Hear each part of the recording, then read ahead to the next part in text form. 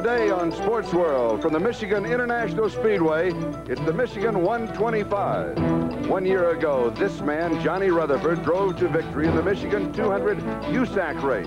But that was last year. Today, it's 125 miles of racing. The governing body is no longer USAC. It's Championship Auto Racing Team, otherwise known as CART, a group of the top Indy drivers who last December split away from the United States Auto Club. On Sports World last March, you saw one of the exciting finishes which has typified kart racing this year as Gordon Johncock captured the Phoenix 150. And this is the type of IndyCar action that has made this the most outstanding of all racing seasons.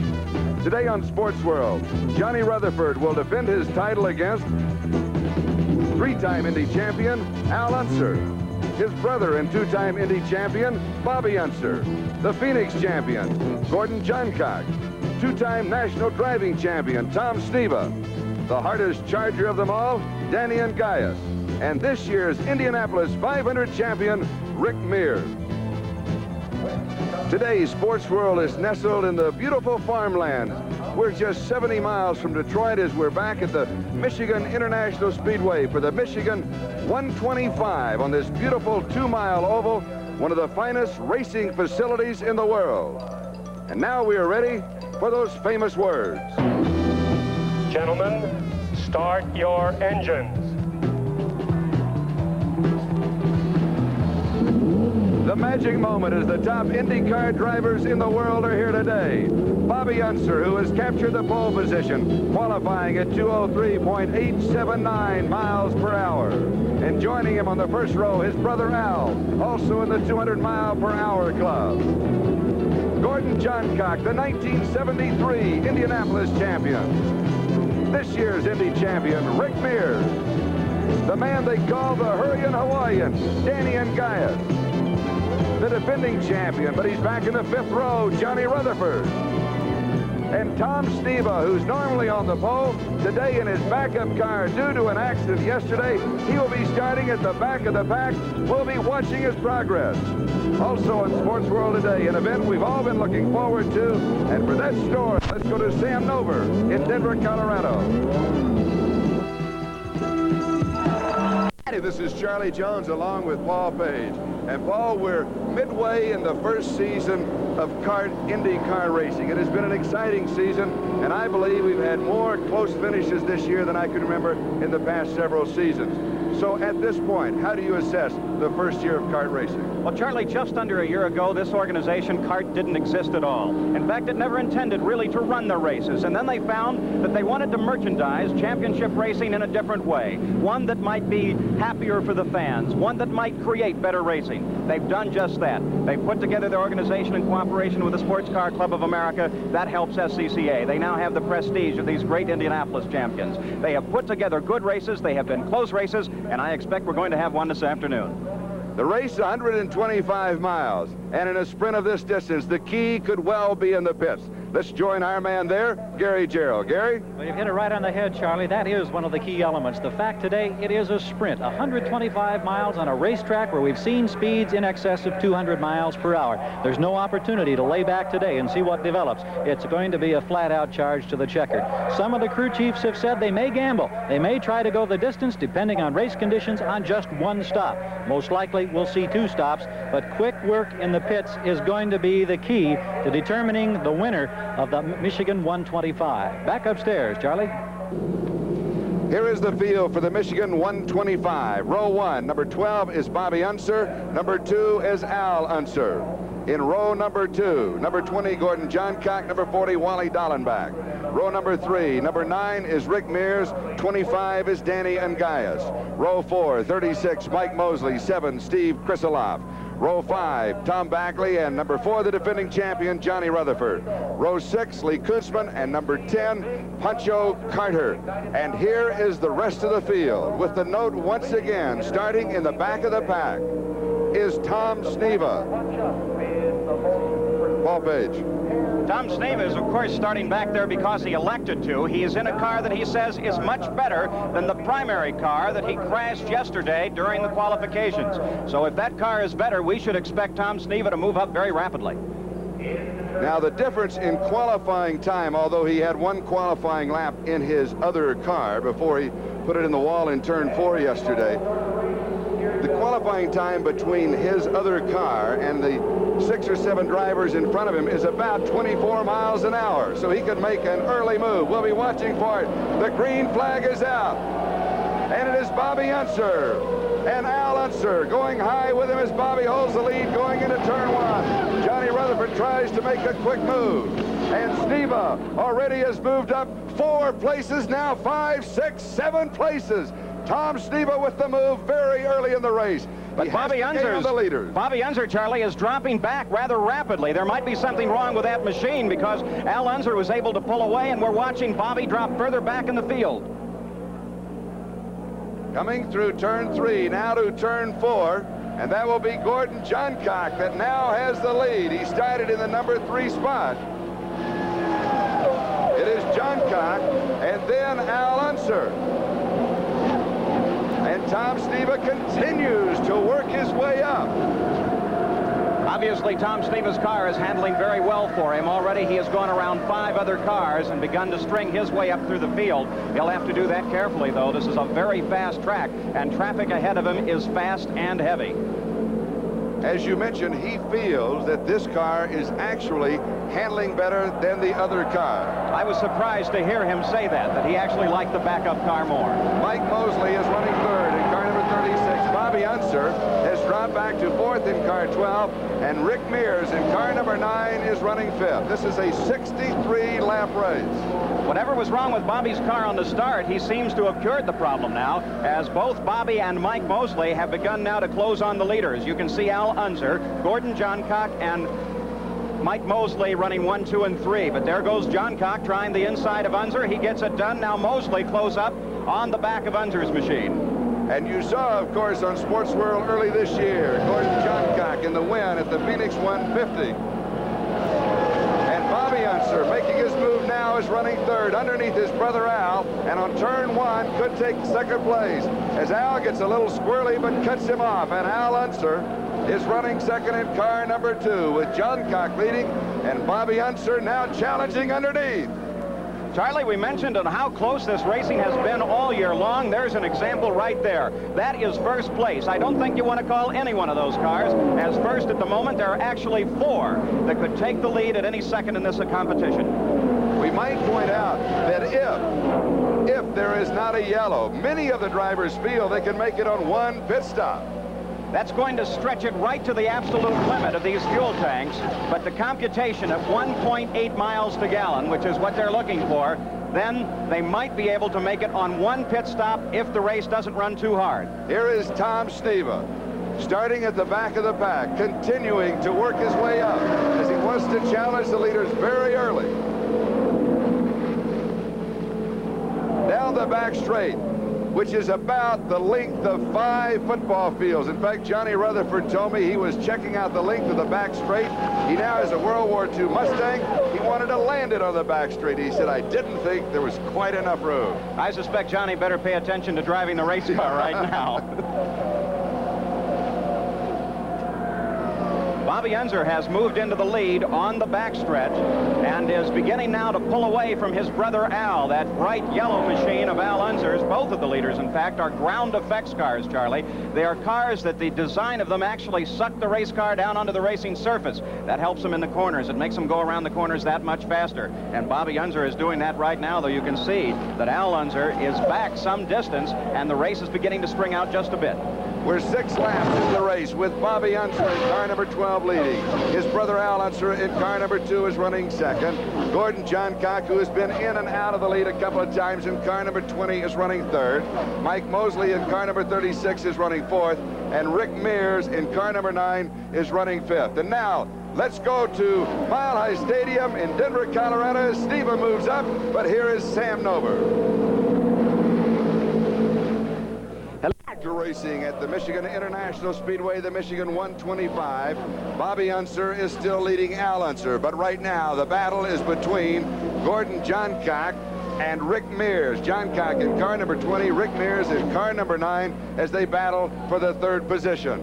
Charlie, Rick Mears came to this track using the car that he won at the Indianapolis Motor Speedway with, the 500-mile race winner. He got a lot of commentary there because he was driving a used car. It was an older Penske machine.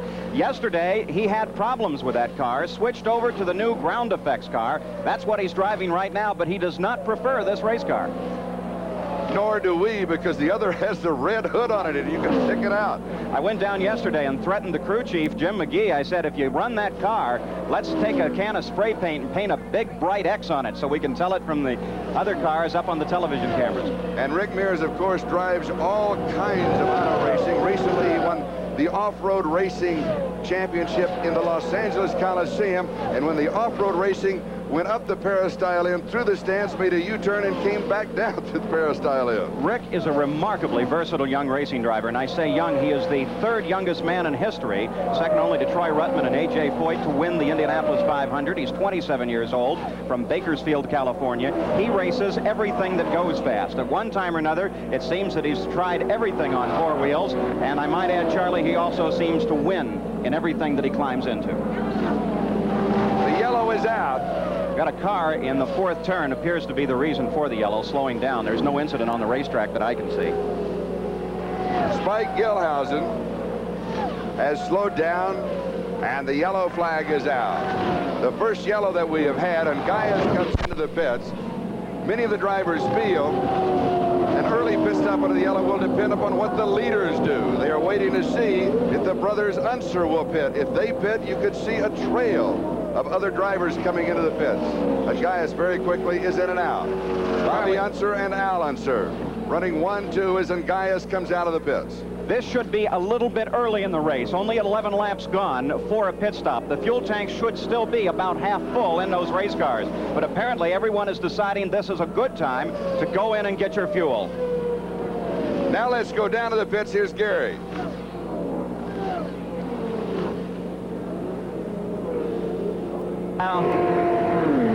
Bobby Unser is in the pits, Al Unser is in the pits, John Cock is in the pits, and Rick Mears is in the pits. All three of those pit stops appeared to be routine. I was watching Danny Ongaias's pit stop. Ongaias came in the pits, and there was not the hurry around the car that we normally see, like they might be trying to analyze a problem in addition to putting more fuel in the race car. We have now completed 12 laps. We are still under the yellow. And now let's go to Denver, Colorado. While we're waiting for the Ollie.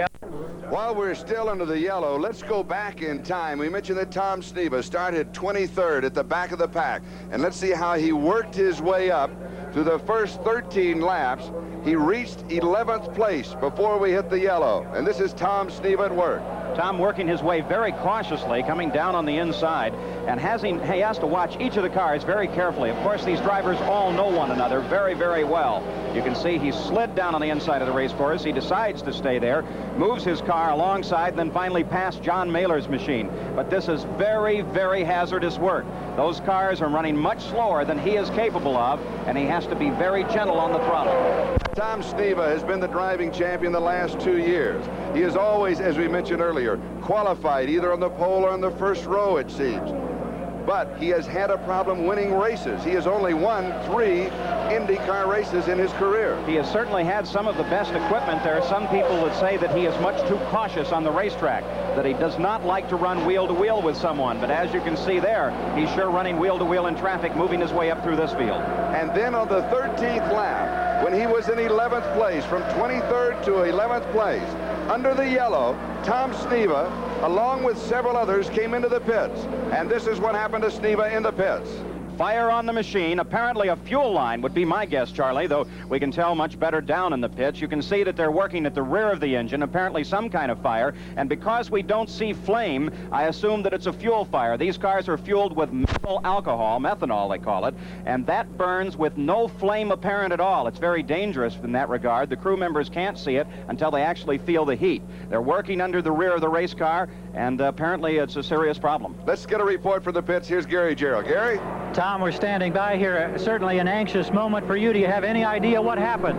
Well, it was some kind of fuel leak, and when we stopped to pick up fuel, you know, the fuel ran out underneath and got on something hot, and we had a little fire in the pit. Any difficulty for you? Are you all right? Oh, yeah, I'm fine. You know, I didn't think it was that bad. I wanted to stay in and hope they got it out so we could go back out, but I guess it was a little more serious than that. Well, in those opening laps, you were spectacular coming up through the field. We enjoyed you watching you make that charge. Well, you know, it makes it fun to come from that side, I guess. You know, the car was very close, and we needed one small adjustment. We would have been right there. All right, Tom Sneva, all right in the pits, back up to Charlie. The green flag is out, and we're back to racing. This has not been Tom Sneva's weekend. Yesterday, qualifying in his #1 car, he got the first lap in. On his second lap, he put it in the wall in turn 4. Today, running his backup car, starting at the back of the pack, and then he ends up with a fire in the pits. I'm sure Tom Sneva hopes that his bad luck is over. His season hasn't been that good either. His highest finish so far this year was at Atlanta. He was in 3rd position there at the finish of the first race and finished 5th at the end of the second race. Those are his 2 highest finishes. The rest of them have all been in the teens. Now, because of the pit stops under the yellow, here's the situation. The leader now through 18 laps is car number 21, Lee Kunzman of Gutenberg, Iowa, who has never won an IndyCar race. He's 34 years old. Bobby Unser in car 12 is running 2nd. Al Unser is running 3rd. Rick Mears is running 4th. And Tom Bagley in car number 11 of Center Hall, Pennsylvania, is now running 5th. It's amazing to me, Charlie, that this is the 2nd and 3rd place cars that you're looking at right now. Bobby Unser and his brother Al, and Lee Kunzman is well out in front of these cars. Now, Lee has led one other kart race this year. He was leading up until 2 laps from the finish in one of the races at Atlanta. But Johnny Rutherford was able to get past him and go on to win that race. But this is a remarkable achievement for Lee Kunzman. He's had a career that's had its ups and downs. He was burned very badly in a racing accident once. It would have been the kind of thing that would convince the ordinary man to give up auto racing. Lee Kunzman has made a valiant comeback. He's building his strength up, and now he's leading this race in car number 21. Kunzman with the lead. Running 2nd is Bobby Unser from Albuquerque. His brother Al is running 3rd. Now between them, you have 5 Indianapolis championships. It is Kunzman, Bobby Unser, Al Unser, Rick Mears, Johnny Rutherford has now moved up to 5th position. We have completed 20 laps of the 63-lap Michigan 125. It is overcast. It is muggy. There is a possible threat of rain. Is that being ambiguous enough about it? It may or it may not. What effect does the heat of the day have on the Indy cars, Paul? Well, we were talking about fuel and how many pit stops they can run this race on. Certainly the heat will have an effect on the fuel, because the hotter it gets here, the more humid it gets here, the harder the engine has to work, the more fuel it has to pull down through to be able to make it go at the speeds that these cars are running. So that's going to have an effect on the engine compartment. It's going to have an effect, too, on the drivers on the race course. Though each of these drivers are wearing... We've got Bobby Unser into the pits, Charlie. This is unscheduled. Certainly he's running slow. It looks as if the engine is shut off on Unser's number 12. And he goes behind the pit wall and heads for the garage. The chase already too much for Bobby Unser. Obviously, whatever happened in his car was so terminal that he didn't even bother to stop at his pits. He has a 2-way radio communication with Jim McGee and Roger Penske, who head up that team, and he told them he was going to shut it off and coast in. Indeed, that's exactly what he's done. So the man who sat on the pole at 203.879 miles per hour, Bobby Unser, well, his afternoon comes to a close at the 22nd lap. Bobby Unser has had some very bad luck that way over the past few years. It looked at Trenton like his luck had changed. He was happy that he was finally winning races again after almost 3 years without winning. But here the luck seems to be chasing Bobby Unser once again. This is a 2-mile oval here at the Michigan International Speedway, one of the finest racing facilities in the world. And between turns 1 and 2, there's just a bit of a bump. And the driver's a bit more cautious there. They feel very comfortable coming through 3 and 4. One of the reasons that possibly we have more accidents in turn 4 than at any other turn, because they get a little comfortable and they stand on it just a little bit more. Johnny Johnny Rutherford and Danny Ungaius chasing down the backstretch. Rutherford is leading Ungaius down the backstretch. It is the battle for fourth place. There they head into the third turn. They are staying at about the same distance. It looks like those two cars are handling on the corners about the same. Ungaius is reputed, though, always to have a stronger engine. As they come onto the main straightaway, we'll see if Ungaius can't close. And if you were with us a year ago on Sports World, right here, these were the two cars that battled side by side through the last 20 laps. Rutherford was the man who won it when Ungaius ran out of gas. Johnny Rutherford's car qualifying yesterday, he was not at all pleased. He said, we've changed everything on the car but the number and the paint job, and it is running terribly. But then last night they worked on it, and he was clocking 199 miles an hour. He feels, as we talked to him before the race today, that he has a good shot at winning this race. He has won 2 of the kart races already this year. His car appears to be handling well on the race course today. Danny Ungaius is able to close up just ever so little on the back of the car, but it is still quite a fight there. Ungaius seems to like the lower side of the racetrack and tries to get down inside of Rutherford. And then on the back straightaway will pull up behind him, trying to take advantage of the vacuum that is created by Rutherford's car pulling through the air. Now, Charlie, you will notice that Ungaius will keep himself staggered just a little bit off the rear end of Rutherford's car, and the reason for that, these cars will not work well if there is not good clean air going over the wings on these race cars. So when they follow one another and use the draft, they use half the car to be sucked along in the draft. The other half of the car, they use the wings to keep the car down on the race course. Before the race today, you were interviewing Tom Schneeba. I was talking with Johnny Rutherford, and he told me, he says, I've got to do it, I've got to do it. And he went bouncing across your interview on television like a rabbit and went to the other side. He said, I don't know, I just had to do it. That's Johnny Rutherford. Here's the leader, Lee Koosman, car number 21, from Gutenberg, Iowa, going after his first IndyCar win in his racing career. Lee Koosman, after his devastating injuries, has tried to build himself back up physically. And you ask about the heat and its effect, Charlie. Koosman at Atlanta was absolutely exhausted after his first race. He barely could get out of the race car. It may be affecting him now. And here is second Al Unser. Many say this is the best paint job of any of the Indy cars. There's a story behind it. The paint was specially mixed in Los Angeles. It was to be flown to Midland, Texas. It never arrived. They found out that one of the cans had busted open. The airlines would not ship it. He hired a stunt flyer to fly the paint to Midland. And then when they got ready to paint it, what happened in West Texas? Well, they had a dust storm, and he had to go to a local Chevrolet dealer, move it inside, and then finally paint the car.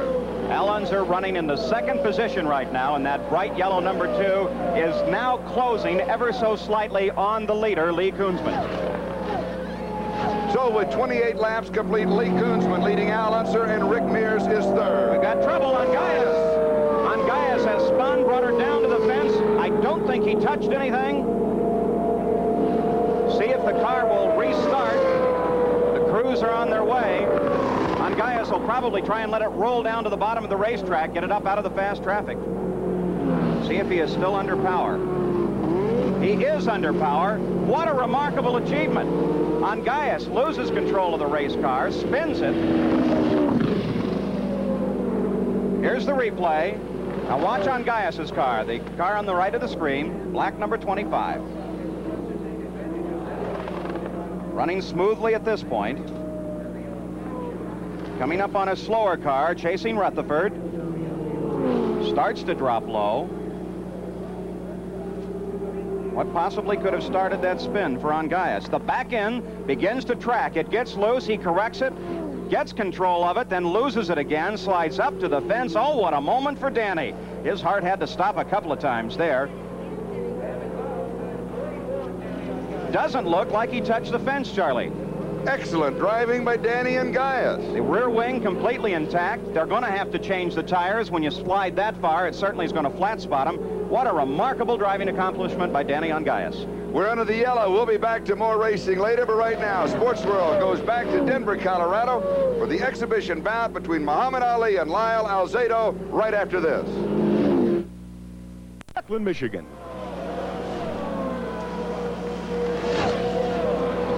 We're back to racing. We have completed 44 laps of 63 laps in the Michigan 125. Al Unser has the lead in car number 2.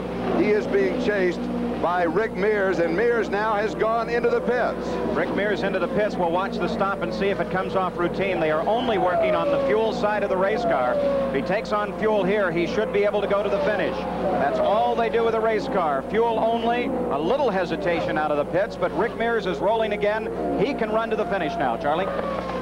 Rick Mears, the man who in 1978 was the first Indy 500 rookie to qualify at more than 200 miles per hour. There is the leader, Al Unser. Rick Mears was second before he came in for the pit stop. So that means that car number 20, Gordon Johncock, will now move up to second position. There is Gordon Johncock. He has 20 IndyCar wins, now makes his home in Tempe, Arizona, but during the summer, he's from Michigan. He's been living in this area. Most of these cars, Al Unser slowing on the race course, slowing on the backstretch. Something seriously wrong in Al Unser's machine. Gordon Johncock will go into the lead. His crew is poised for the pit stop. Now already his brother Bobby, who was on the pole. Al was outside in row number 1. Bobby is out of the race. Tom Sneva is out with a fire. And Danny Angaius, after the spin, his car is still in the pits, and they're working on it, and now Al Unser comes creeping around the racetrack. He's between turns 3 and 4, and his crew is going out to meet him. I think his crew was ready to put more fuel in the car, but they were not able to get the car all the way around to the pits, though it seems to me, Charlie, his last stop was only about 17 laps ago, in which case they shouldn't have a fuel problem with the machine. They're going to have to go all the way up to the 4th turn to retrieve that car and push it back into the pit area. So a disappointing afternoon for the Unser brothers from Albuquerque, New Mexico, and between them they have owned the Pikes Peak race. I mention this because in only 2 weeks, Sports World will be in the shadow of Pikes Peak for the Mini Olympics in Colorado Springs. We'll be back with more of the Michigan 125 after we pause for these messages. We're back to racing as now car number 20, Gordon Johncock, has the lead, and car number 40, Wally Dallenbach, is challenging him. That has to make Pat Patrick and George McNaughty two of the most nervous men in this racetrack. Pat Patrick owns these 2 cars. George McNaughty is the chief mechanic on those 2 cars, and they are going to battle for first position at the moment. Of course, they've been in this position before. These 2 know each other very, very well and have fought for the lead at other racetracks. But it still doesn't help the moments in the pits for the car owners and the chief mechanics. They've worked so hard on these cars, and now they're going to watch these 2 championship drivers fight. Al Unser getting his fuel now in the pit area. Fuel only. Apparently that was the problem. In the Great Southwest, KIVA, Farmington. He's running a faster lap than Johncock as he has closed the margin from 100 meters to 50 meters after he cleared some lap traffic. Some people think that these cars, when they're involved in teams like the Patrick Racing Team, are given instructions. Who will lead? What will happen with the second car? Will he block? Will he fall back? Will he become a rabbit and go out in front and try to draw out the competition? Generally in championship racing, that's not ever true. They tell each driver he goes as fast as he wants to go, and whoever comes home under the checkered first, that's the guy that's going to get the most money. Gordon Johncock and Wally Dallenbach are running 1-2 through 52 laps with 11 laps to go here in the Michigan 125. Wally Dallenbach, car number 40. From Colorado, he has been driving championship cars for now 15 years, and he has a total of 5 IndyCar wins to his credit. Johncock has 20. This is an important day, too, in Colorado for the Dallenbach family. His son is driving his first race today in Colorado, a road race today. Mike Mosley of Fallbrook, California, with 4 championship car wins, is currently running in third. He is followed by Rick Mears, Pancho Carter, Lee Kuzman, and Bill Alsop. That is the top 7. Mike Mosley at the Indianapolis 500 was not scored properly early in the race, and so while they had him scored in the top 10, he actually finished in 3rd place at the Indianapolis 500, but he didn't find that out until the day after the race. First, second, and third. Number 20, Johncock. 40, Dallenbach. 36, Mike Mosley. Shows you the closeness of the competition. This is the way the championship racing has gone all this year. Very tight races. The car is very close. This is a short distance race. We're only about 7 laps from the finish now, and that doesn't give them a chance to spread out at all. Plus, backing up behind the pace car puts all the cars back together again. The fans love it. And by the way, Charlie, the race drivers don't mind losing that lead advantage. They say it's fine if it looks good for the fans. They make an official correction. Just over 8 laps left to go. Mike Mosley going after Wally Dallenbach as he heads for second place with John Cock leading. Mike Mosley, of course, driving Dan Gurney's Eagle. That's the white machine that you see on your screen in the 3rd position there. That car is experimental this year. It's new, and Dan Gurney is hoping desperately to be able to do something with his Eagles once again. At one time, the Eagle was the car to own if you were in championship racing, and then its popularity fell off to the cars that we're seeing lead this race now, the Penske's and the Parnellis, like Danny Ongaias's car. Gordon Johncock is in a Penske, but now the Eagle is flying once again. There's George Bignati and Pat Patrick sitting on their timing stand in the pits. They have scores right there. They have two-way radio communication. It's a little command center for their 2 race cars, which are leading this race at the moment. Gordon Johncock has the lead, but right now the battle is for second with number 40, Wally Dallenbach, and 36, Mike Mosley, looking down his tailpipe. He fills the rear-view mirror of Dallenbach. Of course, both of these drivers are racing veterans. Wally Dallenbach has been driving for years in the championship cars. He knows his trade very, very well, and he knows this car well. He likes the machine he's in, that number 40 car, prepared for him by George Bignati. He is happy with that machine. He says it tells him everything that it's doing on the race course. He, in his words, it telegraphs its moves very well, and he's happy with the race car.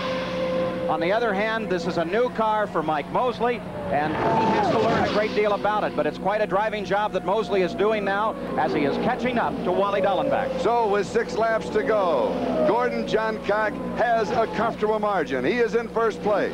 The battle right now is for second. Car number 40, Wally Dallenbach. Number 36 is Mike Mosley. We'll be back to more racing in just a moment. This is Charlie Jones and Paul Page. We're back at the Michigan 125 with Gordon Johncock leading and Wally Dallenbach and Mike Mosley in a heated battle for second place. They still haven't been able to close up and actually run wheel to wheel with one another. The interval that we're seeing right now is where they have maintained one another for the past few minutes in this race. But as we've heard so often on the high bank raceway, the trick is to be behind the car that you want to lead to the checkered flag. And so Mike Mosley is sitting back and watching Wally Dallenbach. If possible, Mosley will close in the last lap and then come up and try to use the advantage of the draft, shoot out around Dallenbach for the checkered flag. I'm sure that's what's going through Mosley's mind at the moment. And Johncock with a comfortable lead, the length of the front straight. You know, we say comfortable, but this is the time that so many drivers will tell you that they hear everything that's happening in the race car. You're in the lead, only a few laps to the finish. That's when it always seems something goes wrong. They can hear the brake pucks hitting against the discs. They can hear every falter in the engine. It's a very apprehensive moment for a racing driver when we say they are comfortably in the lead. Gordon Johncock is going after his second IndyCar win of the year. He won at Phoenix. You saw it on NBC Sports World in the spring. If Gordon wins here today, perhaps he'll invite NBC to all his races because we seem to be good luck for him, Charlie. And he has had a good season thus far with a first, a third, a fourth, and a fifth through the 6 kart races of the season. Gordon Johncock, he's a quiet little man. Sometimes that's misunderstood by the people who hear him interviewed or see him speak. He's a shy fellow, but he drives rapidly. Linda Johncock, his wife, that is Kay Bignati on the left, the chief mechanic's wife. The pit of Gordon Johncock, and while we were visiting with him earlier, they have the pit signs. One of his pit signs that they hold up is "Turn your radio up." That's a long and very humorous story, Charlie, because Gordy tends to not listen to some of the commands, especially when he is leading the race, as he is now with only 2 laps to go. And so they'll tell him, turn that radio up, listen to what we're telling you to do, and we'll teach you how to win this race. I don't think he needs to be taught. Here's the battle for second again. Wally Dallenbach is in second place, holding off the charge of Mike Mosley.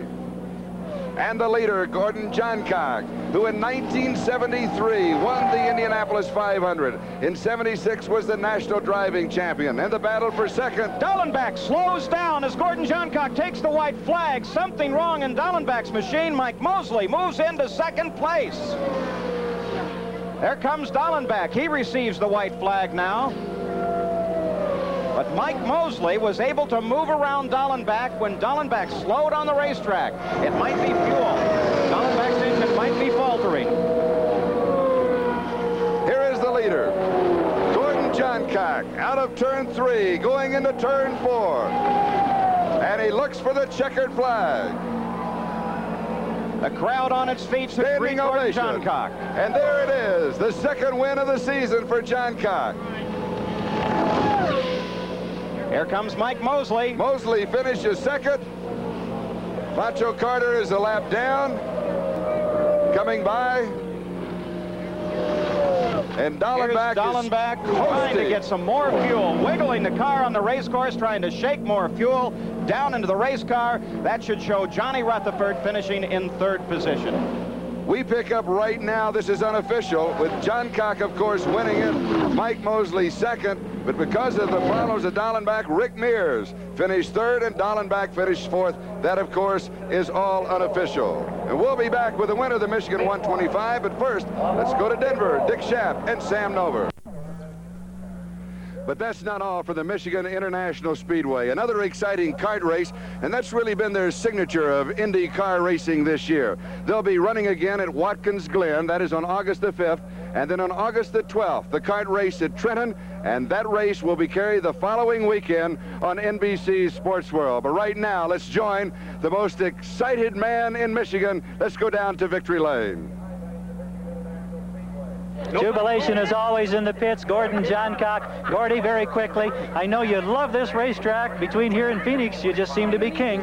Yeah, you know, I think it's the biggest surprise of my life. I didn't have no idea I was leading the race. Nobody told me. I didn't know who was leading the race. You have bad communication? What was the problem? When did you find out that you were the leader? Right here when they told me to pull in the victory circle. The happiest guy in the world right now, Gordon Johncock. Back up to you, Charlie. The second win of the year for Gordon Johncock. He won in Phoenix, and if you will remember, he didn't know then that he had won. So if kart is at a problem, it's been in their scoring situation. This is the official scoring of the race. The winner is Gordon Johncock. Mike Mosley finishes second. Johnny Rutherford finishes third. Rick Mears finishes fourth. And Wally Dallenbach finishes fifth. So a great afternoon for Gordon Johncock. As we mentioned earlier, he's going to have to turn up that radio and listen in. For Gary Gerald, Paul Page, Charlie Jones, so long.